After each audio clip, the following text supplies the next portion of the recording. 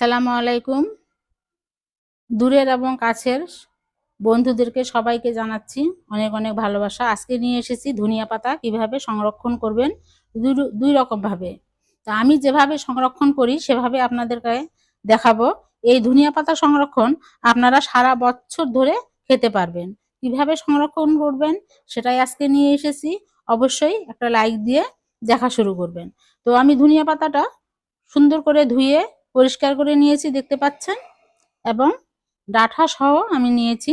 আমি কিছুই ফেলিনি, সব কিছু এগুলা রাখা যাবে, দেখতে পাচ্ছেন, সব কিছু রাখা যাবে।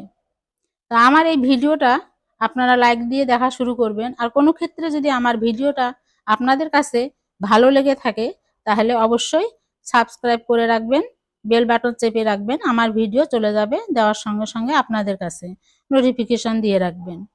তো এখন আমি যে ধনিয়া পাতাটা আমি ধুয়ে পরিষ্কার করে নিয়েছি, এই ধনিয়া পাতাটাকে আমি একটু একটু করে নিচ্ছি।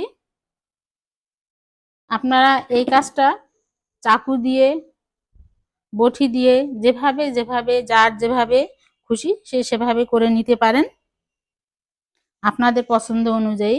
তো আমি চাকু দিয়ে এভাবে কেটে ছোট ছোট করে নিচ্ছি। আপনারা এই কাজটা বটি দিয়েও করতে পারেন আর কেচি দিয়েও করতে পারেন, আপনাদের সুবিধা মতো করে নেবেন।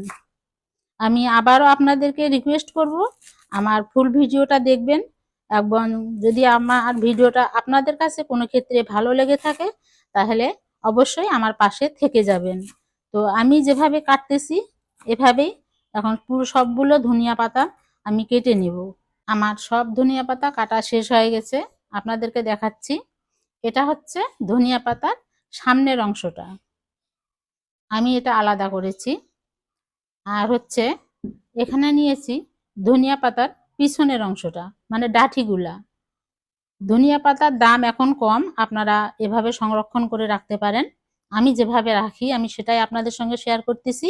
আপনারা কে কিভাবে রাখেন জানি না, তবে যদি ভালো লেগে থাকে তাহলে আপনারা এভাবে ট্রাই করে নেবেন। তো এই গোটাটা এখন আমি সরিয়ে রাখতেছি। আর যে সামনের অংশের ধনিয়া পাতাটা ছিল কেটে নিয়েছি, এটা এটা এখন আমি একটা বক্সে ঢুকায় রাখবো এই অবস্থায়। আপনারা যদি এই অবস্থায় ঢুকায় রাখেন ডিবে, তারপরে কিন্তু কিছু হবে না, কারণ এটা আমি প্রতি বছর করি, তাই আপনাদের সঙ্গে শেয়ার করতেছি। ডিবে রাখবেন, বের করে একটু নর্মাল হয়ে গেলে অল্প একটু তুলে তরকারিতে দিয়ে দিবেন, তাহলে হয়ে যাবে।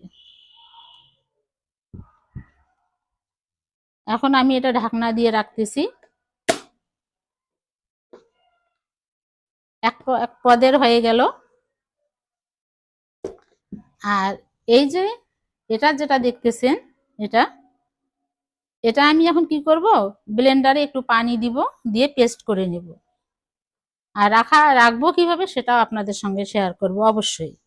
ধনিয়া পাতাগুলা দেখেন আমি গোড়ার দিকটা সুন্দর করে পেস্ট করে নিয়েছি, দেখতে পাচ্ছেন। এটা এখন আমি সংরক্ষণ করব যেভাবে,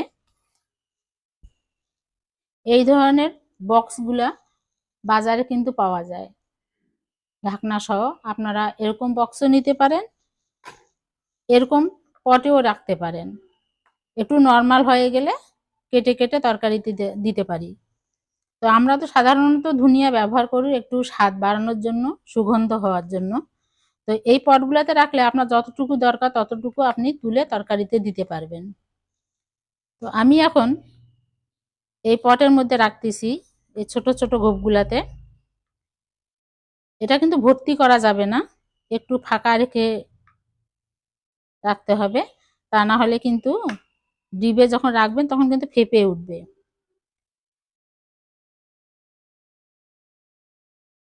আপনারা দেখতে পাচ্ছেন। এভাবে সারা বছর আপনারা এই ধনিয়া দাম এখন কম, আপনারা এভাবে সারা বছরের জন্য সংরক্ষণ করে রাখেন। একদম স্বাদ একটুও নষ্ট হবে না, স্বাদ ভালো থাকবে। আমি গ্যারান্টি দিয়ে বলতেছি, কারণ আমি এভাবে প্রতি বছর রাখি, তাই আপনাদের সঙ্গে শেয়ার করতেছি। আমি 2 রকম ভাবে সংরক্ষণ করে নিয়েছি। আপনাদের যদি ভালো লেগে থাকে আপনারা এভাবে সংরক্ষণ করে রাখতে পারেন, 1 বছরও কিচ্ছু হবে না। এভাবে যদি আপনারা ধনিয়া পাতা রাখেন, এখন দাম কম, এখন আপনারা এভাবে সংরক্ষণ করে রাখতে পারেন। আমি এখন ঢাকনা দিয়ে দিচ্ছি, আপনারাও ঢাকনাটা দিয়ে দিবেন, এভাবে দিয়ে ডিপ ফ্রিজে রেখে দিবেন, কিচ্ছু হবে না।